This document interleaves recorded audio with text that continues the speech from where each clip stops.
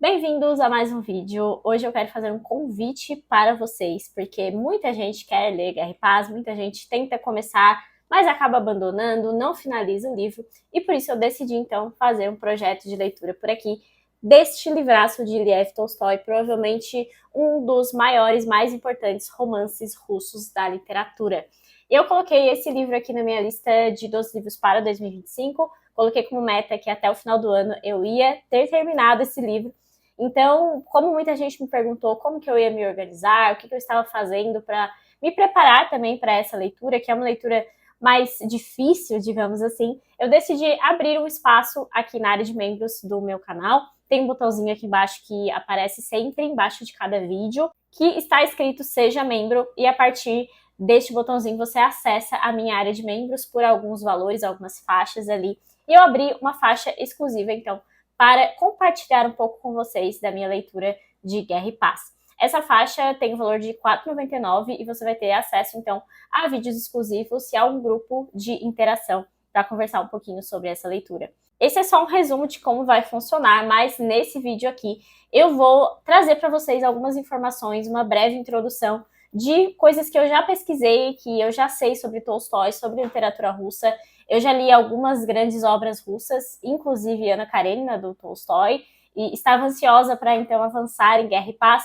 Já fiz a leitura de alguns livros complementares também, como os Romanov, do Montefiore, Uma História Cultural da Rússia, do Orlando Fages. Os dois já têm resenha aqui no canal. Então acaba que eu tenho um pouquinho de experiência com a literatura russa também, com a história da Rússia, com a história da França também, porque eu já fiz a leitura de uma biografia de Napoleão Bonaparte, que é uma figura bem importante aqui em Guerra e Paz. Então eu decidi compilar as informações para ajudar vocês também, não só quem quiser começar a leitura agora, como também quem quiser mais para frente, quem quiser já ter uma ideia do que esperar aqui em Guerra e Paz de Tolstói. Bom, Lev Tolstói foi um dos escritores mais importantes da literatura russa, especialmente ali do século XIX, né, que é o momento áureo da literatura russa, com grandes escritores como Dostoiévski, Turgenev, começando ali por Pushkin e Gogol especialmente. E Tolstói foi um dos colossos, então, da literatura. Guerra e Paz é um dos livros mais famosos da literatura russa, traduzido para vários países, tem várias edições no mercado, em inglês, em português, a gente tem várias informações sobre esse livro, porque ele de fato se tornou um grande marco da literatura russa, não só porque ele é um romance histórico, então ele tem elementos reais e fictícios numa mesma obra, né? O romance histórico é um subgênero literário em que o romance vai necessariamente se passar em tempos anteriores àqueles que o escritor está efetivamente escrevendo, trazendo, então, acontecimentos históricos, fatos importantes ali de países e da história mundial, além de mesclar com personagens fictícios. É justamente isso que o Tolstói faz aqui em Guerra e Paz, porque ele vai pegar o período das guerras napoleônicas, um período que foi importante tanto para a Europa como também ali para toda a formação da Rússia, para o Estado russo, não só nesse contexto europeu, né? E ele vai trazer também uma série de personagens, como vocês podem ver, é um livro bem grande, talvez um dos maiores romances aí da história, mas além de ser esse romance histórico, ele é também considerado quase que um épico russo, porque o épico é aquele poema, grande poema, que traz elementos míticos quase da construção de um país, da construção de uma pátria.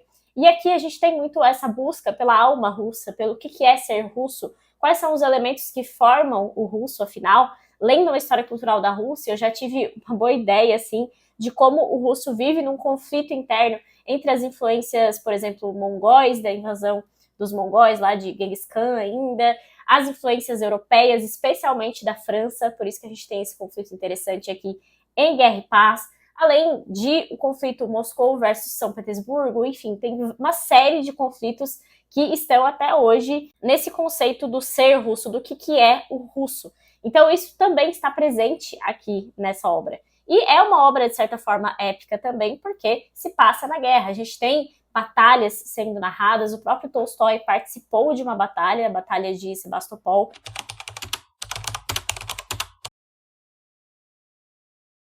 Então ele tem essa vivência que ele consegue transpor aqui para a obra dele.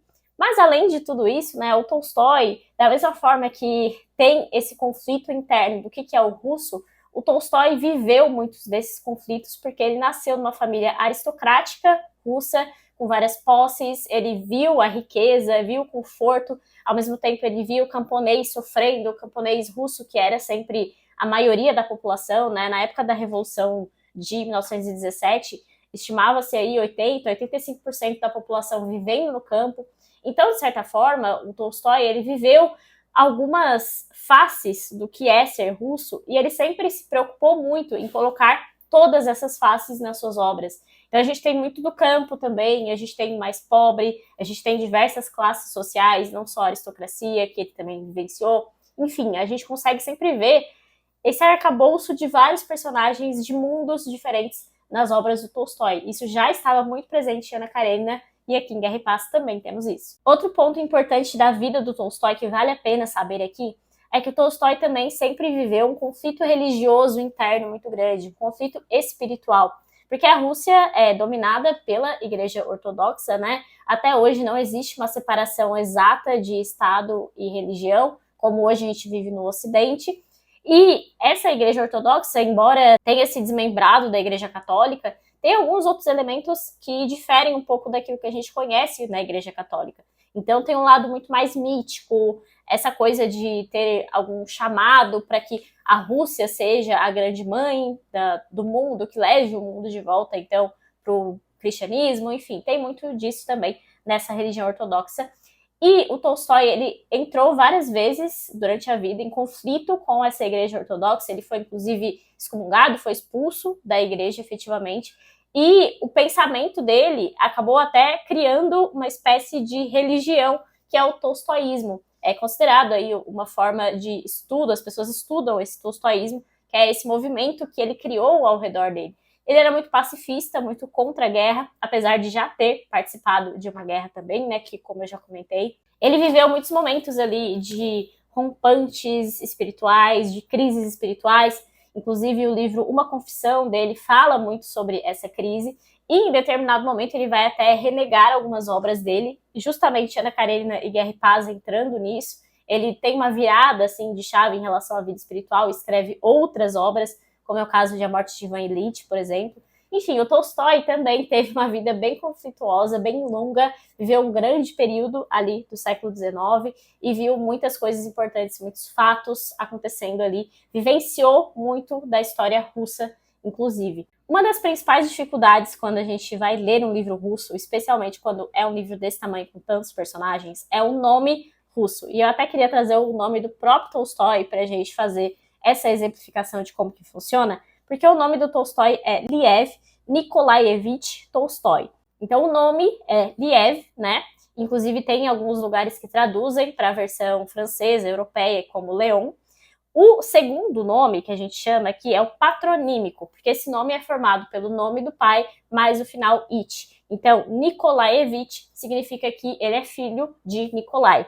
E Tolstói é, enfim, o sobrenome dele. E quando esse sobrenome passa para uma mulher, ele muda um pouco de figura, porque a esposa do Tolstói não era Tolstói, era Tolstaia. Então tem essa alteração no nome, e muitas vezes a gente vai ver esses nomes sendo mencionados de forma diferente. Então a gente pega, às vezes, só o nome, às vezes só o sobrenome, às vezes nome patronímico, às vezes tem apelidos também, e tem algumas formas bem específicas ali de fazer apelido que a gente fica até meio perdido. Por exemplo, no caso de Crime e Castigo, o Raskolnikov, que era o sobrenome desse personagem, fez com que o apelido dele se tornasse Roger. Então acaba que no decorrer da leitura a gente se acostuma com esses nomes. Mas uma dica que eu sempre dou, em literatura russa especialmente, mesmo em edições que tenham lista de personagens, como é o caso dessa daqui, é interessante você fazer uma lista própria e escrever à mão mesmo, ou escrever, sei lá, num tablet, num caderno, porque aí você consegue ir memorizando mesmo. Eu sempre acho mais fácil memorizar enquanto eu escrevo. Então fazer a própria lista, às vezes, ajuda nesse ponto. E claro que aqui também, além desses nomes fictícios, nós teremos nomes de personalidades, por isso que faz sentido saber um pouquinho sobre o contexto histórico, e logo a gente fala disso também. Ainda sobre essa questão dos personagens, eu assisti a alguns vídeos introdutórios, pesquisei em alguns textos, alguns artigos, alguns materiais que eu tenho aqui em casa também. E uma dica importante que eu tirei de toda essa pesquisa é que você mantenha o ritmo sempre lendo alguma coisinha por dia, mesmo que seja um número de páginas pequeno por dia, um capítulo, enfim. Pelo menos estabelecer um ritmo para que você não desista e prestar atenção nessa caracterização dos personagens, porque o Tolstói é muito bom em caracterizar personagens, em trazer os pensamentos desses personagens. A caracterização de personagem do Tolstói é um ponto alto, além das descrições também, que são muito boas. Então vale a pena sempre prestar um pouco de atenção nesses pontos. Antes de comentar um pouquinho sobre o contexto histórico, vale dizer que, além dos fatos históricos, a gente também tem aqui digressões, reflexões filosóficas do próprio Tolstói, né, no narrador do texto, que aqui vai caracterizar o pensamento do Tolstói. Então, esse tipo de intromissão nesses grandes romances do século XIX também eram bem comuns. Se você já leu algum romance do Victor Hugo, você vai se dar muito bem aqui com digressões, com certeza. Bom, então vamos falar um pouquinho sobre o contexto desse livro aqui. Como eu falei, né, vai passar no período ali das Guerras Napoleônicas, que foi o inicinho do século XIX, mais ou menos ali por 1805 a 1815, 1820, que tem a finalização do Império Napoleônico e, enfim, todos os tratados que surgem a partir desse desmembramento do Império da França. Mas voltando um pouquinho, ainda no final do século XVIII, se a gente pensar na França, o que estava acontecendo lá, que é esse país com tanta influência cultural na Rússia e em toda a Europa, a gente teve a Revolução Francesa em 1789, né? Então, o fim da monarquia absolutista. Inicialmente, a Revolução Francesa tinha como intuito colocar uma monarquia constitucional, então não foi necessariamente acabar com a monarquia, mas foi uma das consequências. Inclusive, depois veio o Grande Terror. Enfim, só para resumir, né, e trazer um pouquinho a lembrança, esses fatos da Revolução Francesa. No fim da Revolução Francesa, surgiu, então, uma série de mecanismos ali de transição para tentar arrumar a casa, e dentre eles a gente cita o período histórico do diretório e o período histórico do consulado. Vale lembrar que em todo o período da Revolução Francesa aconteceu também uma série de guerras, especialmente dos impérios ao redor da França contra a França, inclusive nesse contexto de não quero que o meu império, que a minha monarquia seja derrubada da mesma forma que aconteceu com a França. Então, uma série de conflitos já estavam ocorrendo. É justamente nesse contexto que surge um grande comandante militar, que é Napoleão Bonaparte. No momento do consulado, ele se torna cônsul. Esse momento da França, basicamente, tinha como governo 3 cônsuls, né? Os 3, como se fossem 3 ministros, digamos assim, e um deles era Napoleão Bonaparte. E aí, em 1804, ele vai se autocoroar imperador da França. Tudo isso, é claro, com um resumo muito resumido de tudo que aconteceu ali nesse período, só para a gente entender que a partir de 1804 nós temos o imperador Napoleão Bonaparte, imperador da França, e que começa uma série de anexações de territórios e uma série de guerras também contra várias alianças que vão surgindo na Europa para lutar contra esse homem. E ele foi um prodígio militar, tanto é que venceu a grande maioria das guerras, até que em determinado momento ele vai decidir invadir a Rússia. No começo desse período do Império Napoleônico, ele até tinha uma aliança com a própria Rússia. Mas depois isso vai se desgastar, vai ruir, e ele acaba decidindo invadir a Rússia. Ele quer território russo também. Ele vai chegar, inclusive, até Moscou, e existe toda uma estratégia russa que é da terra arrasada, né? Então, eles acabavam com as cidades, destruíam as cidades antes que os soldados franceses chegassem. Então, não tinha como eles procurar comida, procurar lugar para ficar, enfim, abrigo. E, além disso, a Rússia tinha uma grande aliada a seu lado, que era a neve, frio, o inverno russo, que a gente sabe que foi, inclusive, um desafio para outros grandes líderes depois. Mas, enfim, fato é que Napoleão Bonaparte vai, em determinado momento, perder a guerra para a Rússia. Esse é todo o contexto da guerra napoleônica, e justamente perdendo essa guerra na Rússia, quando o Napoleão volta para a França, ele está extremamente desgastado, a população também está desgastada, enfim, acontece ali outra série de coisas que levam ao fim do Império Napoleônico depois. E como estava a Rússia, então, nesse período todo, né?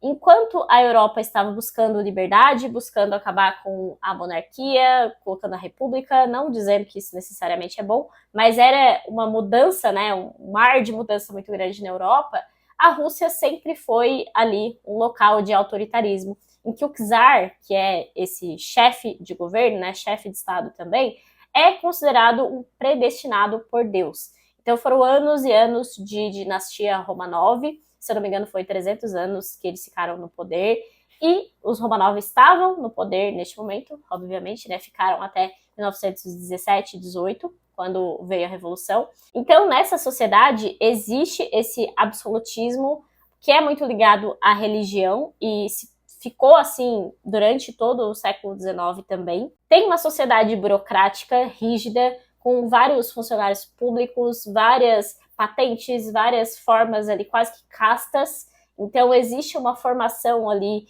muito burocrática mesmo da sociedade russa, mas ao mesmo tempo nós temos esses polos diferentes num mesmo país. Vocês sabem que a Rússia é um dos maiores países do mundo, né? Acredito que é o maior país do mundo. E a gente tem esse contraste, então, entre cidade e campo, sendo que o campo é a maioria do país, ao mesmo tempo que nós temos duas cidades diferentes. Moscou, que remete mais a esse passado russo, então é como se fosse a cidade velha, a cidade que tem ali a alma do russo mesmo, que é efetivamente ser russo, ao passo que São Petersburgo foi uma cidade criada do zero por Pedro o Grande, que inclusive matou muita gente nesse meio tempo, porque, enfim, muitas pessoas, muitos escravos, porque eram servos, foram utilizados e acabaram morrendo na construção dessa cidade. E é uma cidade muito artificial. Em toda a criação dela, ela sempre foi muito artificial.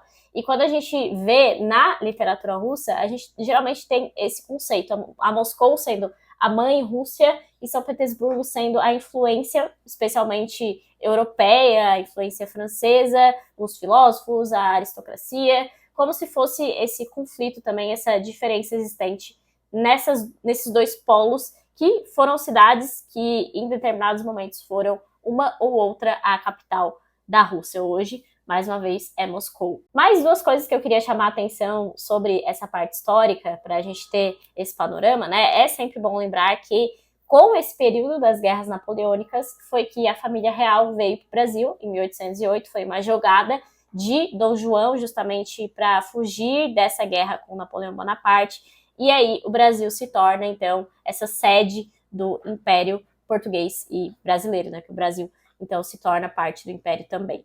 E um último fato relevante, e que eu acho que é uma das coisas mais relevantes para saber no contexto de ler Guerra e Paz, é que em 1825, ou seja, muito tempo depois, aí, 10 anos depois do fim dessa era napoleônica, desses conflitos, aconteceu na Rússia a Revolução Dezembrista.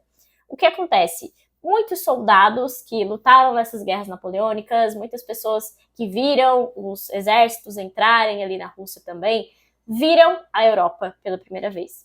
Especialmente os soldados, eles vislumbraram coisas que eles não sabiam que existiam, especialmente a liberdade, a capacidade de se colocar contra o governo, os motins, as revoltas, coisas que para o russo não eram normais, não eram possíveis.